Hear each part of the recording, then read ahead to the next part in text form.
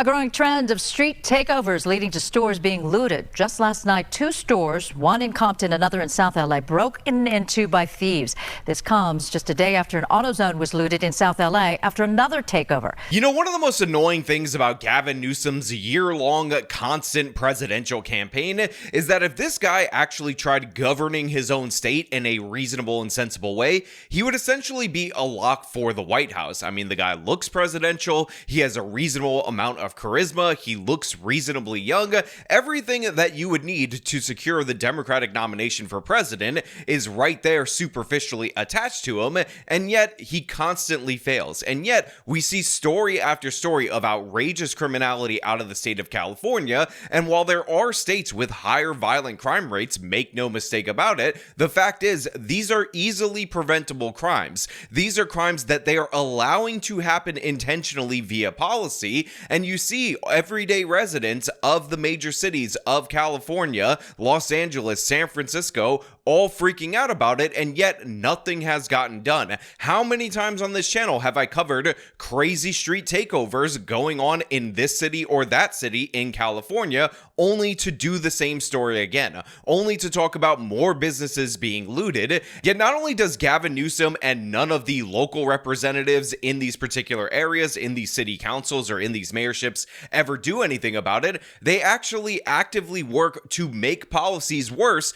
to enable this kind of behavior to the point where it's gotten to be normal. And then they wonder why all these different various businesses end up shutting down. The taxes, the regulations, and then you stack on the crime, and of course people are going to leave. You have beautiful weather, every natural advantage that you could possibly imagine in the state of California, connections to the deep sea cables that bring us the internet, that actually makes the internet faster in Silicon Valley, and yet time after time the basic things like not having people tear up your AutoZone just elude this particular state. And this is what we're going to talk about today, because while residents are frustrated, the fact is they need to actually go out and vote differently. They had a chance to elect Rick Caruso as the mayor of Los Angeles. They chose Karen Bass. That was a wrong choice, which they learned in the fires. I know it was a narrow election, but now disaster is perpetually upon them. And again, this is what we're going to talk about. But before we do, I want to thank everybody who supports this channel via actualjusticewarrior.com/join.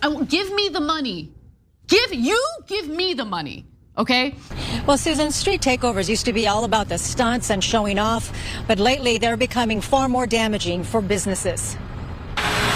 So look, I oftentimes don't like to bully the local news affiliate on the ground reporters because they're getting information from all these different local areas for me to comment on for you guys out there in the audience. But what the hell is this lady talking about? She's like, it used to be street takeovers, you know, this rampant criminality that's happening in all these different various California cities used to be about fun times and enjoying yourselves and whatnot. But lately, they've gotten a bit more damaging. Lady, where the hell have you been? Where have you been reporting? Did you just transfer in from a normal state where they have this on a track or something of the sort? They've always been a problem. They've always been a major issue post the Black Lives Matter riots, and make no mistake about it, criminality was always intrinsically tied to them. I mean, we've covered these stories where, first of all, the cars in these street takeovers are stolen cars. They're blocking traffic on major thoroughfares. They're hitting people that are in the crowds. When people in the neighborhood try to quiet down the noise, they end up attacking and or shooting them. And of course, businesses have been looted and robbed during the course of these street takeovers in many, many instances. In fact, they're going to do this story. They're going to highlight specifically the AutoZone that was looted like last week, and they're going to talk about how it was looted a month ago, and then it was looted again a year ago. And by the way, we all remember during the Black Lives Matter riots when they were protesting for civil rights, wink, wink, the mostly peaceful looting of AutoZones and all these different various stores back then. This is a constant problem. This was never something that was totally cool that got out of hand. It's always been an issue. We've done a bunch of stories on this. I should make a freaking playlist. I don't know what the hell this lady's talking about. Certain people are taking the opportunity to just, take what they shouldn't, You're looking at the aftermath of a street takeover that spiraled into looting. Sneakers and merchandise litter the ground, surrounded by torn boxes and shattered glass. Thousands of dollars in goods were stolen from the warehouse shoe sale store at Wilmington Avenue and Del Amo Boulevard. Again, I'm not trying to hate on this local news reporter, but what are those red posts right in front of this store? Why do you think they're there? Why do you think they're positioned right there at the entrance of this particular location? Now, this is because it is very common in these street takeovers for one of the bad actors, among all of the bad actors that are participating and watching them, to drive their car into the storefront, which is a stolen car, in order to initiate looting. So the idea that this is something that just recently, just yesterday, just last week got out of hand is absurd. It's insane. They actually have barriers put up there to deter the very thing that has become a common occurrence at these very locations. That's what's happening right there. That's what those red things are. Does everybody understand that? Does this local news personality understand it? Am I going crazy? The answer to that question is yes. It's hard for a business to recuperate after that because it's like they see these things happening and it's like no one's here to help them. It wasn't the only business targeted in the early morning hours. They got all their mail in there. I think they're cooked. So they interview a man in the neighborhood and he's like, yeah, it's really hard for businesses to recover from this kind of thing. And it's like, there's no one here to help them after the fact. And this is 100% true, even when they make arrests. And by the way, there's a couple of arrests in this particular case. It's not like they're arresting people that have the money to pay back the tens, if not hundreds of thousands of dollars in damages caused by these street takeover lootings. This is devastating for the area. And despite what your idiot left-wing friend will tell you about how insurance is just magic money that you sprinkle on everything, you fling it like this, that's not a thing that actually occurs here. And I know this might be shocking to those of you out there in the audience who are of a left-wing persuasion, but when you have this happen constantly and repeatedly, insurance premiums go up through the roof. And sometimes the insurance company ends up canceling your coverage. They don't cover you because of these instances' frequency. So yeah, this is not unusual. Now, of course, somebody's out there is going to say, Sean, these are innocent Baba Angel Aladdins. They're just stealing those sneakers to feed them to their starving children. But I'm going to say, I don't give a damn. I don't care if they have starving children. What they need to do is go out and get a job like us regular productive people in society and stop the looting. Because guess what? There are people who work at these locations that have families too that are going to lose their jobs when these places go out of business. So who knows how much they took. Edgar Retana showed up at the Metro by T-Mobile store at South Figueroa and Slauson, hoping to set up a phone plan, only to find the doors locked.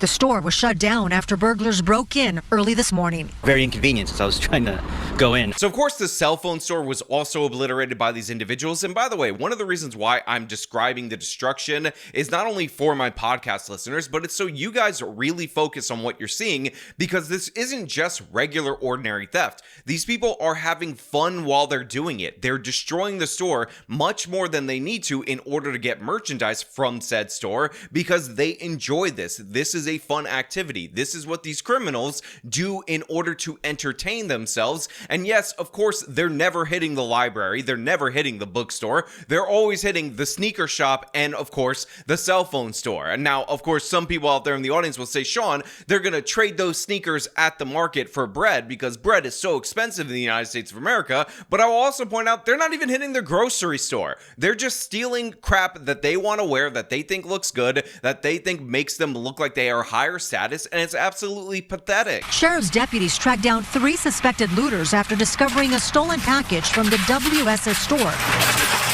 Contained a GPS tracker. All 3 were taken into custody, and 2 vehicles were towed from the scene. Fed up, Angelenos say something has to change.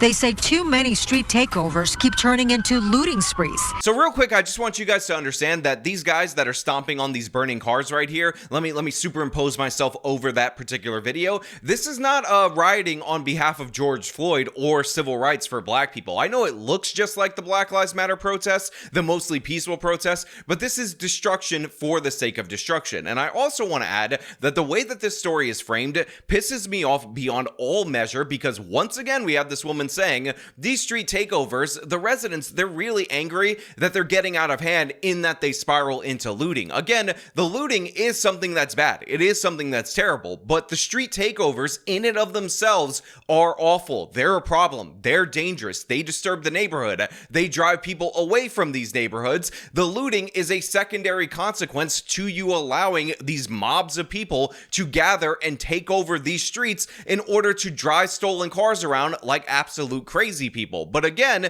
this on its own is bad enough. The looting is just a bonus. And it's local businesses that are paying the price. It's all over the city. It's everywhere. It's not just here. It's everywhere. Look, it's not only all over the city, it's all over the state of California. We've covered this in Oakland, San Francisco. We've covered this in Los Angeles. We covered it in a bunch of different areas in between, San Jose. This is a common occurrence because, of course, California's soft on crime laws end up protecting these criminals. And what you end up with when you only arrest 3 people out of all of the people involved because they happen to steal a package with the GPS tracker into it is 99% of the criminals being out on the streets to do this again. And once again, this is a situation where a lot of times social media plays a role in getting people to a street takeover. And then also some people like to post their bad acting too, their bad behavior. Do we know at this point whether or not that has turned up? So another thing that I absolutely hate about the coverage of this from this local Fox affiliate is the fact that they just said, well, we also know that social media plays a role. TikTok, Instagram, the Facebook, as the kids call it, that really has an impact on this because people be filming these actions and then posting it on social media. And sure, that's true. They organize on social media. It definitely plays a factor. But you know what's more important than the platforms where people have the ability to meet up and organize all manner of events? The fact that the police don't stop them when they organize these events. Maybe we should focus less on social media or less on people like in that Ohio crime, you know, the Cincinnati brawl where a bunch of black people savagely attacked white people maybe being overserved in the bars over there, and focus on the bad behavior, focus on the bad actors. Talk about how 3 arrests is absolutely pitiful. Also discuss the fact that when you have hundreds of people, thousands of people in and around an area watching a street takeover for hours, and then they drive the car to the store or start busting into the stores an hour and a half, 2 hours in, that maybe the police should have showed up 10 minutes after the thing started. Maybe it should have already been broken up then, but the thing is, Los Angeles has horrible policies that just allow these things to actually go on. And of course, this is one of the results of the Black Lives Matter effect. Now, I did promise you guys information on a particular AutoZone that has been hit really hard and actually got hit a couple of days prior to this street takeover in this same area spiraling out of hand, but we have to throw it over to another local news segment for us to get an understanding of that particular event. Adrian, they have, in fact, the LAPD officer I spoke with tells me this is something they've been dealing with recently. So first of all, before we get into this Lauren Coronado's coverage, I do want to point out for all you disgusting preverts out there in the audience that this lady is an attractive woman. Also, I'm not saying anything because I'm a married man and I would never prevert out like you guys out there in the audience, but the way that she kind of like tilts her head like weirdly after, you know, she's getting the signal from the studio and whatnot, I'm actually totally on board with that. I support that. In addition to that, I will also point out that her name is Lauren Coronado, and since we are desperately lacking Laurens with the retirement of Lauren Southern and of course the disappearance of Lauren Chen, I will adopt this Lauren into conservative media if all of you guys sign my petition to do so in the link in the description. But without further ado, let us get into her actual commentary about this AutoZone. He tells me that officers first responded to a street takeover on the corner of Vernon and Main, and then this happened, a smash and grab at this AutoZone. You'll see the mess left behind.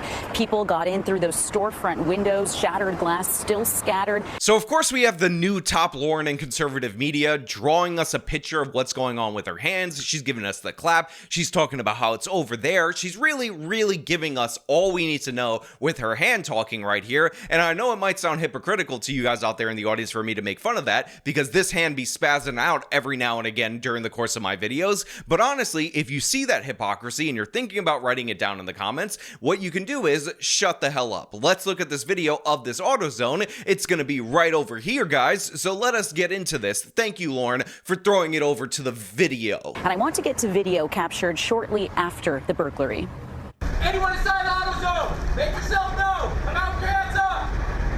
This is the Los Angeles Police Department. So I gotta be perfectly honest with you guys, despite the fact that we had Lauren Coronado giving us the hand gestures and waving in the video of the LAPD saying make yourself known, not interesting, not very good, not compelling at all whatsoever. But of course, the additional information about the June 2025 break into an AutoZone and that video with this mass of people invading it, and of course us hearing about it happening again in June of 2024, this is what I'm talking about. Officers cleared the store before collecting evidence. This was around 1:30 overnight. We're working to find out how much merchandise was taken and just how many people were involved.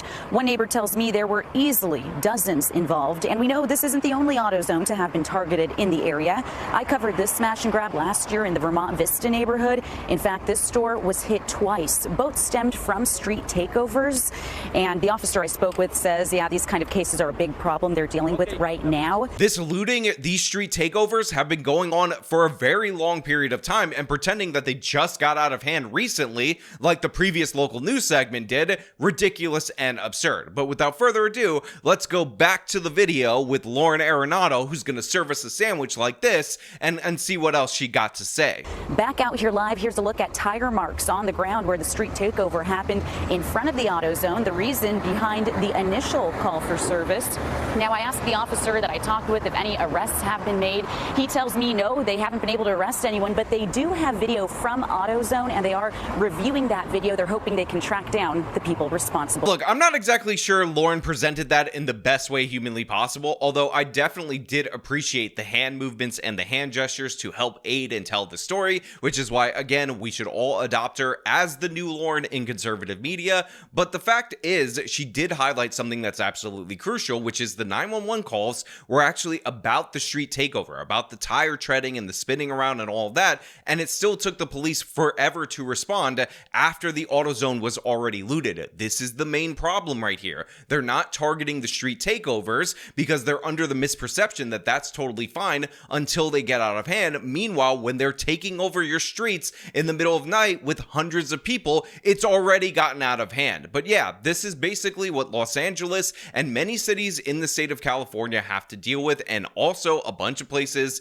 across the country have to deal with, due to the fact that people have gone soft on crime and they think things like street takeovers are no big deal in and of themselves. But you know what? Those are just my thoughts. I want to know what you guys think down in the comments below. As per usual, if you like this video, show them by leaving a like, subscribe for more content, follow me on the social medias, support me via the support links in the description of this video. This has been me talking about the madness in Los Angeles. Till next time.